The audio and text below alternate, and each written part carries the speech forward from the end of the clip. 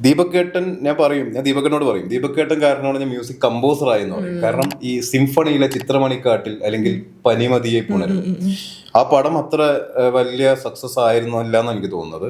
പക്ഷെ സിനിമയ്ക്കപ്പുറം, സിനിമയുടെ വിഷ്വൽസിനപ്പുറം ഒക്കെ പോയ പാട്ടുകളാണ് അതൊക്കെ. ചിത്രമണിക്കാട്ടിലൊക്കെ കേട്ട് കഴിഞ്ഞാൽ ആ ഒരു കാലത്ത് ഇത്രയും ഒരു ഒരു എന്താ പറയാ, ഒരു ബീറ്റിന്റെ ബേസ് ലൈനിന്റെ ഒക്കെ സുഖമില്ലേ, അല്ലെങ്കിൽ ജയചന്ദ്രൻ സാറിനെ പോലെയുള്ള എന്താ പറയാ ഒരു ക്ലാസിക് ഗായകനെ കൊണ്ട് വളരെ മോഡേണൈസ് ചെയ്തുകൊണ്ട് അദ്ദേഹത്തിന്റെ ശബ്ദം യൂട്ടിലൈസ് ചെയ്യുക, ചിത്ര ചേച്ചി യൂട്ടിലൈസ് ചെയ്യുക.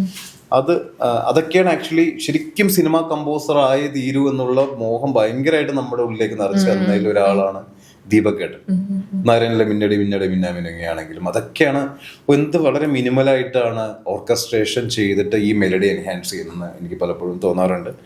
പലപ്പോഴും രാഗ ബേസ് ചെയ്തൊക്കെ ഞാൻ കമ്പോസ് ചെയ്യുന്ന സമയത്ത് ഞാൻ പ്രോഗ്രഷൻസ് എല്ലാം ദീപക്കേട്ടൻ ചെയ്തതിൻ്റെയൊക്കെ ഒരു ഇൻസ്പിറേഷനിൽ ചെയ്യാൻ ട്രൈ ചെയ്യാറുണ്ട്.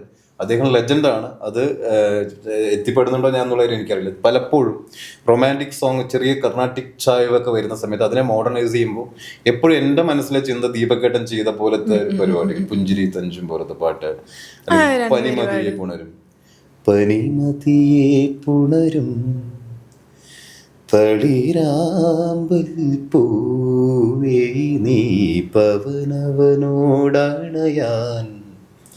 തുനിയുകയാണോ,